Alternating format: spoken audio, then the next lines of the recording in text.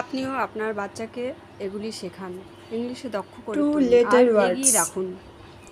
এখানে ভাওয়েল দিয়ে যেগুলো শুরু হয়েছে সেগুলো আমি আলাদা করে দিয়েছি, এবং কনসোনেন্ট দিয়ে যেগুলি টু লেটার ওয়ার্ড তৈরি হয়েছে সে দুটোকে আমি আলাদা করে লিখে দিয়েছি।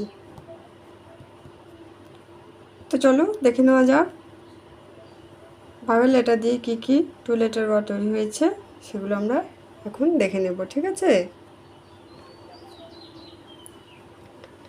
এখানে দেখো এ এ দিয়ে A M am, A N an, A S as, A T at. E দিয়ে দেখো H E he, M E me, B E be, W E we.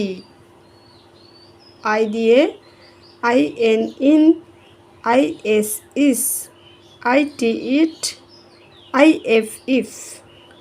O O দিয়ে O N on, O F of, O R or, O X ox. তারপর দেখো নিচে আমি আলাদা করে দিয়েছি N O no, G O go, S O so, T O to, D O do.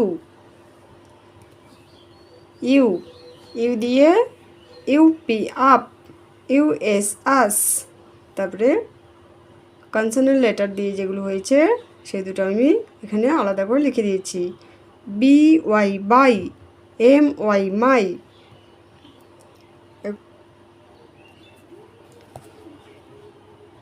এইভাবে দেখো তোমরা বাচ্চাদেরকে ওয়ার্কশিট বানিয়ে দিতে পারো। একটা ছকের আকারে এইভাবে তোমরা লিখে দিলে এ ই আই ও ইউ। এ দিয়ে কী কী টু লেটার ওয়ার্ড তৈরি হয়, ই দিয়ে কী কী টু লেটার ওয়ার্ড তৈরি হয়, আই দিয়ে কী কী টু লেটার ওয়ার্ড তৈরি হয়েছে, ও দিয়ে কী কী শিখেছো অথবা ইউ দিয়ে কী কী শিখেছো, এতদিন যেগুলো শিখেছো সেগুলি তুমি লেখো। বাচ্চারা যদি নিজে থেকে লিখে দিতে পারে তাহলে বুঝতে হবে বাচ্চাটি বুঝে গেছে।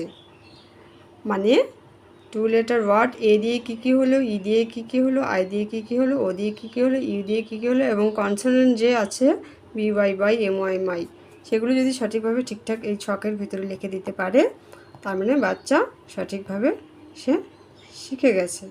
ঠিক আছে, এইভাবে তোমরা বাড়িতে ওয়ার্কশিট তৈরি করে প্র্যাকটিস করাতে পারো।